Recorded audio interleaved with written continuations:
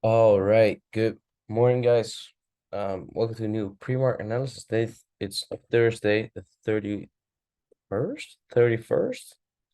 Anyway, 31 August. It's my mom's birthday. Um, I slept horrible. I slept but I felt like I didn't sleep at all. I feel like I didn't sleep at all. Today was the blue moon, or last night was blue moon and um super moon or something. But I always sleep horrible with when we have full moon. So yeah, actually, and at 3:30, the moon should have been at its biggest, at its largest, and guess who woke up at 3:30? Me. It's not coincidence. It always happens with full moon. I just sleep bad. So yeah, yesterday I wanted to do my pre-mark analysis, but my charts were not loading at all, so I had to cut it off. I was sitting ready. I was recording and then I just didn't want to look at, but now looking at this is looking good. This is looking real good. Analysis playing out so far, or actually the structure is playing out. Uh, Sorry. And yeah, it's gonna be an easy one because I already know where I want to trade from, above the previous daily highs and above the liquidity there. So there's no need to make it more complicated this time. Although it's sticking there. Here we go. So we get Asia highs, we get Asia lows being taken out, but again, it's not a clean Asia low, so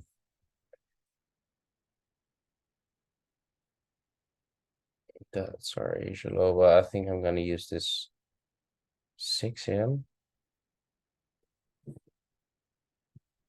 6. Oh, it's a 15-minute chart. I was so confused.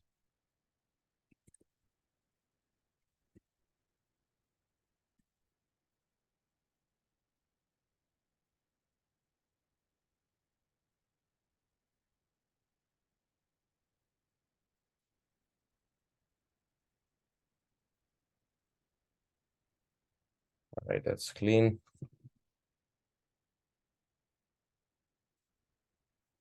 And let's look at the weekly first. Also, next week, will be what would we do? Actually, sorry.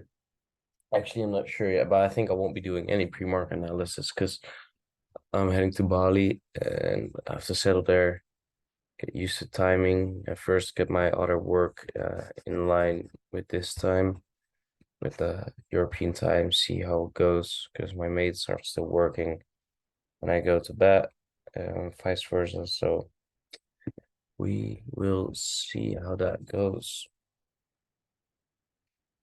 Um, yeah. So daily wise, what can we see? We come up with quite an impulse. This was quite correctional. This is quite impulsive. Stronger candles. Look at how many candles it took to get to the downside, and it only took 3 candles to get to the upside. Um, Close below previous weekly low. What's fairly strong candle to the upside. We know that we have overall liquidity we want to be taking before we look for shorts. We have our area we want to trade from for the shorts, and we wait till we get in there. We can see that we broke bullish on this internal structure, never reached into discount pricing. That was what I was expecting, and I called that. I said when we get below here, and we gonna be pro trend. Following this structure, I want to see impulsive price behavior and no discounts being reached. So my next how do you say it? Idea or not idea, but like thing I'm being aware of. Let's call it like that. The next thing I'm being aware of is that we might break bullish on this light blue structure as well, as we want to follow this low to high high time frame bullish range. But until that happens, we look for shorts here. Thing is, Asia highs and previous daily highs are nice areas to look for shorts, but I think the tool is still here. I hope it is. I think it's this one.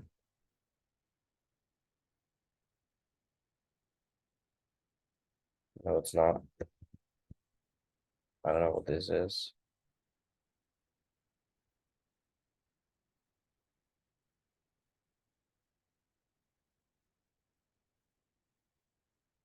It's moving averages slash Bollinger Bands, but it's not what I'm looking for. I am looking for a ghost feed, I think. Here we go. So if we get above here, what do we see? E equals, we got a high here, we got this one being taken, then we got one here. So I see equals, and if we get above there, I think we might see. And I think we are set to get up here before price will go short. So if we get above here, I won't look for shorts. I would look for shorts from up here.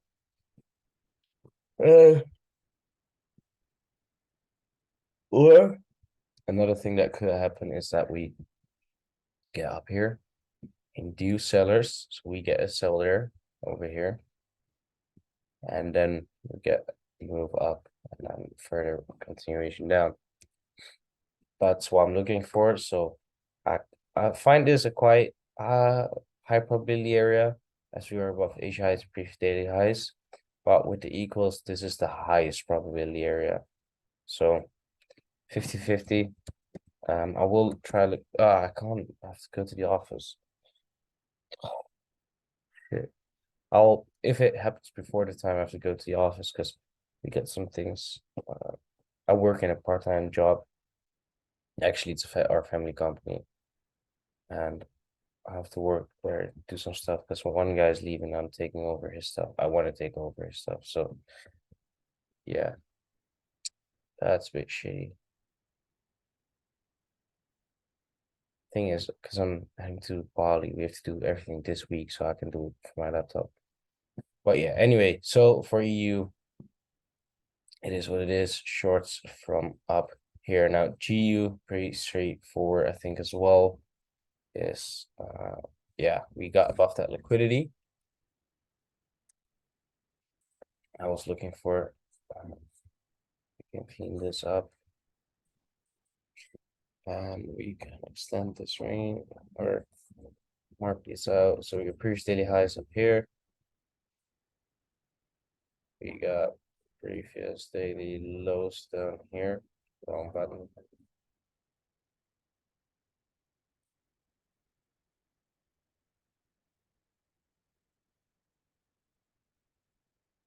I think I just removed the previous weekly highs and lows. Yeah.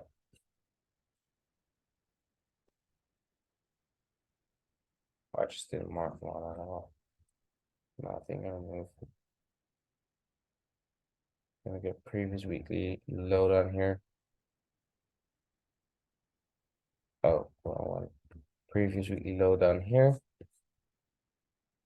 We got previous weekly high up here.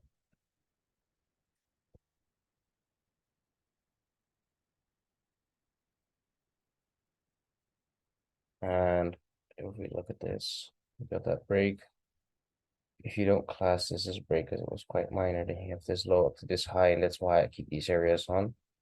So I think we will get a move here. But same story as in EU. Oh well, let's look at DXY in a second. Maybe DXY will tell us otherwise, but this was my break-even trade on Monday, Tuesday, my bad. After I didn't get any trades.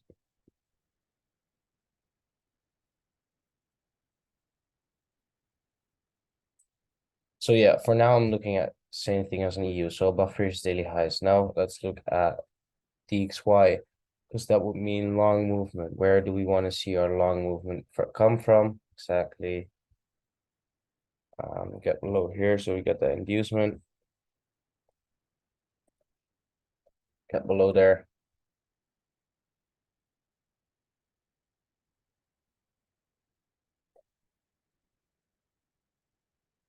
So respecting this one, it took that low. That's good. Overall range. Bit tricky one because we want to see lower pricing as well on DXY to reach into at least this discount area. But I said like, okay, there were two options on the high time frame. We take these highs or we follow the range down. And so far it's looking like we're going down, but we might just turn around and get the immediate move up with the same velocity and get higher pricing. And if we get higher pricing, then we know that EU, well, EU to give the turnaround, but we know that this is a nice trend line, so we might get that turnaround on EU as well. Then and take out the slow. Until that happens, we just follow the range. Following the range for now means bullish PA, and bullish PA means bearish PA, bullish PA, and bearish structure means looking for shorts here following that structure until price proves us otherwise. GU is a bit more tricky as we are above this high, but then even if we are above this high, it means we are above all highs where we can look for sells, and above our all high area, we have a supply zone, and there we can look for shorts. So that's it for GU.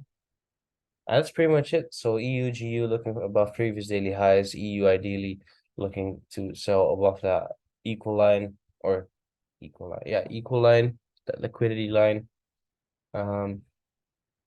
Of course, if we break above here, we get more kind of equals in this area as well, but it is inside a supply zone, so it is valid to look for trades. Now, if you go to the 5-minute, what can we see? No early sellers on the way up, so there's no early sellers as of yet. This is all clean out, clean price action. We got a high, low, lower high, lower low, lower high, lower low, lower high, lower low. Bullish break, return to discount, a higher high, and potential higher low. EU high, low, lower high, lower low, lower high, lower low, bullish break, bearish break. So this could be a potential early seller move, but there's not much momentum to it at the end. So we can say this could be yes.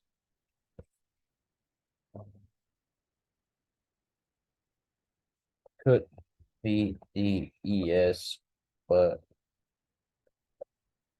low momentum.